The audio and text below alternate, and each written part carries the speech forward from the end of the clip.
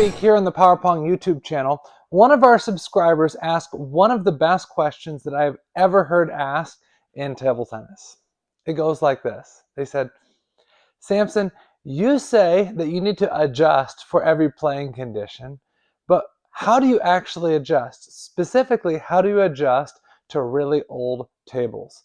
At my table tennis club, we use butterfly tables from the 1970s. How do you adjust to a weird table that has an inconsistent bounce? And it's actually a great question because I do talk a lot about adjusting and adapting to different conditions. But how do you actually adjust?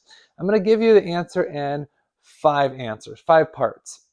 So number 1 is try to have the mindset that you're not going to blame every mistake on the table.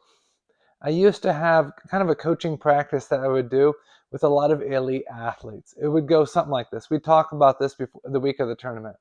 I would say, what's your favorite table? They said, the table that we're using at the tournament. What's your favorite ball?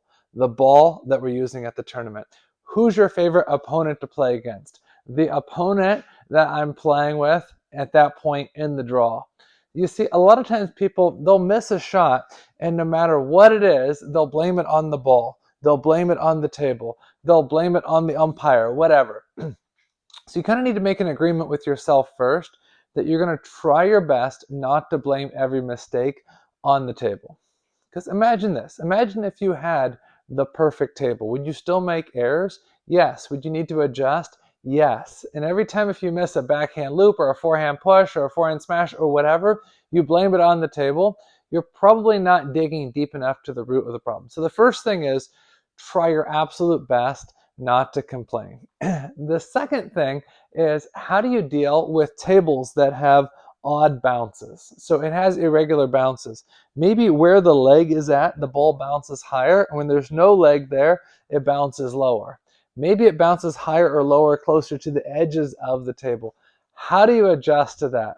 Well, the number one thing that I can say is really focus on keeping your racket in front, move both feet into position, and then to be able to track or follow the ball back. So get in the habit, even if you're playing on good table, get in the habit of moving, adjusting side to side and moving, adjusting to the depth. And then as the ball crosses the net, then you take your racket back.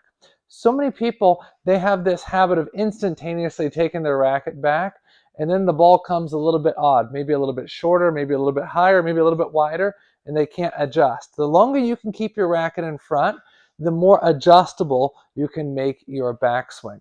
So if it's a really, really irregular table, be ready to adjust side to side, in and out, and keep your racket in front longer. That way, as the ball is bouncing, you can make that adjustment. The third thing is, if you're playing on conditions that the table is a little bit faster, the tendency you're going to have is to hit your edge. So in faster conditions where the ball is bouncing a little bit deeper and a little bit higher, I would always remind my students to keep your racket up and sometimes make a slightly smaller backswing. If your racket is down and you have a tendency to take a huge swing, in faster conditions you hit your edge. The fourth thing is on conditions that are a little bit slower. On conditions that are a little bit slower, you need to be ready to move forward. If I do a normal loop and they block normal, the ball might come deep. But if they block slow in slow conditions, the ball really has a tendency to stop short. So in slow conditions, you've got to be able to look forward to moving in. In regard to the fast conditions and slow conditions, one of the other things that it does affect are the half-long serves. And subscriber, you actually mentioned that in your comment. The half-long serves are very affected by the speed of the table. So realize that when you're returning serves, that most of your opponent's serves are going to be, if they try to serve half-long, are going to be a little bit half-long out. Maybe the ones that are going to be short are going to be half-long tight. Maybe the ones that they wanted to be half-long out are going to be very far out. And the same thing as far as the slower table. It's going to be a little bit shorter. So you need to adjust your mindset for your serve return, and you also need to make sure that you practice your serve according to the conditions. When I get to a tournament, that's one of the first things I do is I practice a good amount of serves, because you have to be able to adjust your serve. If you can't control the depth of your serve, it's really tough to control the point. And then the final thing is realize that your opponent as well is dealing with similar difficulties. How is he going to adjust? How are you going to adjust? It plays a big part, but a lot of it is mental. So I'm going to close with giving you one true story. So I was never like a very, very, very elite player, but I was like mediocre good. Back in the day, probably about 20 years ago, I played against one of my main rivals. He had beaten me a number of times, and I played him in the first round of a tournament in California. I got to the table maybe 45 minutes before the match started, and I warmed up on that particular table that we were playing on. It was very, very, very, very windy conditions. The barriers were flapping in the wind like we were playing outside. So of course I didn't want to play in disastrously windy conditions where the ball would be blowing all over the court. So what do you think I did? I went to the tournament desk and I said, the conditions aren't good on this table. It's really windy. Is there any way that you can switch us to a different table? The tournament staff said, nope, absolutely not. All of our tables are full. This is the first round. We got to get this one done. You have no choice. You have to play on that table. So I had a little agreement with myself. I said, okay, I'm going to play my big rival on horrible playing conditions. I'm going to play on this windy table, and no matter what happens in the match, I'm not going to complain. I'm not going to argue. I'm just going to focus on doing what I can. Adjust. I'm going to focus on playing tactically correct, hitting the right spots, making good decisions on opening loop, next loop, making good decisions as far as when to play the wide backhand, when to change the middle and forehand.